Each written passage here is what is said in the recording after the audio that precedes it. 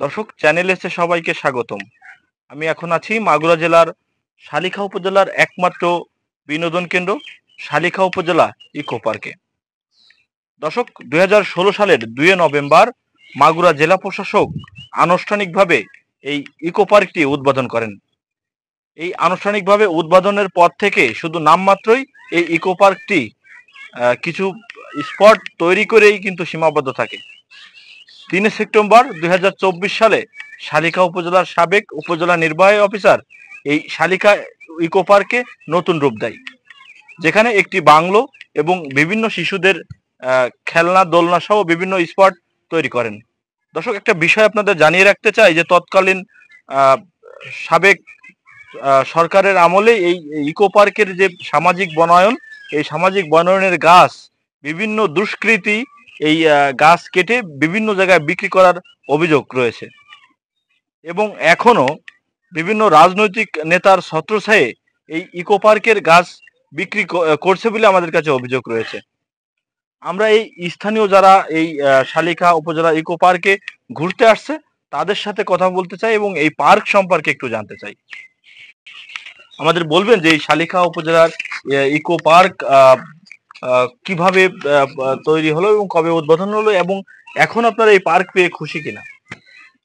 2016 সালের 2 নভেম্বর তৎকালীন জেলা প্রশাসক মাহবুবুর রহমান এবং ইউনো মহোদয় মমিনুদ্দিন সাহেব এই ইকো পার্ক করেন। এই ইকো পার্কের পাশে কিন্তু একটা খাল আছে, যেটা কানুদার খাল। এই কানুদার খালের পাশে কিন্তু বিভিন্ন কৃষ্ণচূড়ার গাছ নামে গাছ লাগান, যাতে এই গাছগুলো বড় হয়ে সৌন্দর্য সৃষ্টি করে এই ইকো পার্কের। তো আসলে সবচেয়ে বড় দুঃখের বিষয়, এই ইকো পার্ক নিয়ে আমরা দেখে আসছি বিভিন্ন জেলা উপজেলা থেকে কিন্তু দর্শনার্থীরা এখানে আসেন, এসে ভিড় করছেন এবং ভালোই কিন্তু ইকো পার্কটি চালু হয়েছে, চলছে। শালিখা উপজেলার একমাত্র প্রাণকেন্দ্র। রাতের আধারে এই ইকো পার্ক থেকে গাছগুলো কেটে নিয়ে বিভিন্ন বনাঞ্চলের গাছ এবং এই ইকো পার্কের গাছও কেটে নিয়ে কিন্তু বিক্রয় করে দেয়। 2025 সাল থেকে কিন্তু এই নতুন করে কিছু বনদস্যু আবার কিছু গাছগুলো কেটে নিয়ে বিক্রি করে দিচ্ছে।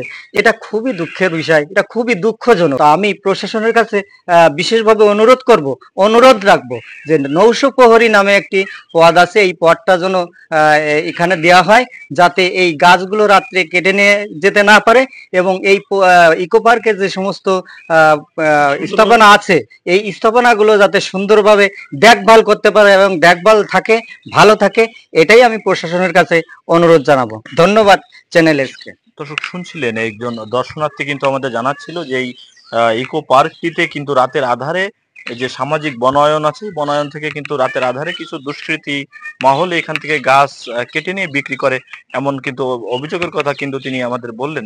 আমি আরেকজনের সাথে কথা বলতে চাই এই ইকো পার্কে আসার, তার কাছ থেকে জানতে চাই ইকো পার্ক সম্পর্কে। ইকো পার্কটি দীর্ঘদিন ধরে অবহেলিত ছিল। বিগত ইউনোর আমলে এটা চালু হয়েছে, এটা দৃশ্যমান উন্নয়ন হয়েছে। আমি চাই এই ইকো পার্কটি আরো উন্নতি হোক, উন্নয়ন হোক, বিভিন্ন রাইড এখানে চালু হোক, যাতে মানুষ এখানে এসে বিনোদন করতে পারে।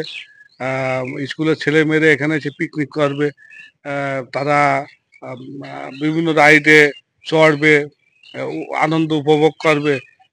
এর উত্তর আরো উন্নতি চাই আমি।